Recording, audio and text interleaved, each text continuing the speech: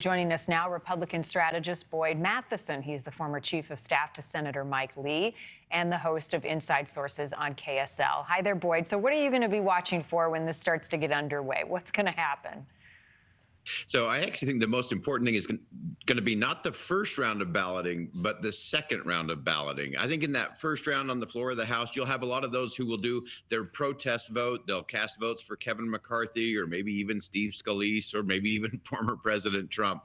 But it's the following rounds that are going to be the real significant ones. Round two, I think, will be most significant because that's where I think you'll see the real support and if Jim Jordan really has the momentum to get it all the way across the line. And I do think it's very smart for Jim Jordan to get this on the floor of the House. Everything changes. You can have one kind of conversation behind closed doors as a Republican conference. It's a completely different thing to cast a vote in front of your colleagues and in front of the American people and all of the cameras.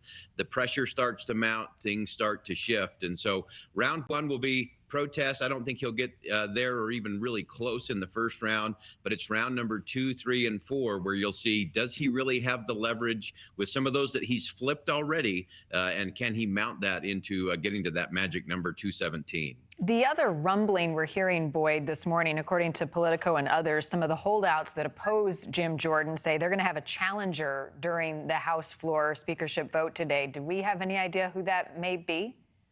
Yeah, I think that's more rumbling and chatter and clamor than anything else. I think it's to just try to send the message that, hey, we're not all convinced yet that Jim Jordan is the guy.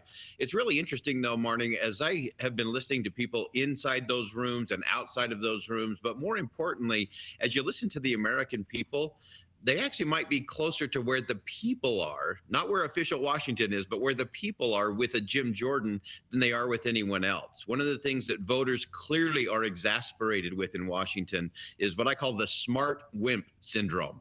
People who are really smart but often talk down to voters, and voters want someone who's going to fight for them.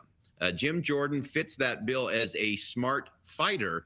And again, the constituents are probably far closer to Jim Jordan than some of those who will be casting the votes today. Some people have been saying, well, Jim Jordan's too divisive. He's too hard. It'll be too hard to work with Democrats or with the Senate. But if you look at who's been in that role before, Nancy Pelosi also fits that category of a smart fighter, whether you agree with the policies or not. She was a smart fighter, and she stayed there for a long time and became very beloved by the Democratic base, despite the fact that she was often vilified by the opposition. Finally, I don't have a lot of time, but Kevin McCarthy made concessions that got him ousted in the end, particularly the motion to vacate by one member of the House. Do you foresee Jim Jordan, if he, in fact, gets the votes he needs, eliminating that so we're not back in this position again down the road? Yeah, I think they will have a conversation about that within the conference in terms of passing that kind of rule. It does make it incredibly difficult to govern.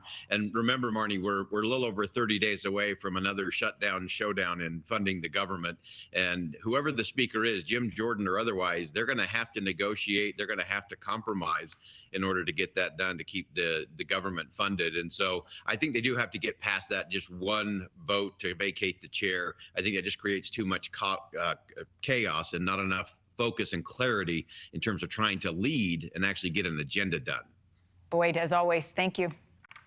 Thanks, Marni. Thank you for watching. Go to newsnationnow.com to find NewsNation on your television provider. And don't forget to click the red subscribe button below to get more of NewsNation's fact-driven, unbiased coverage.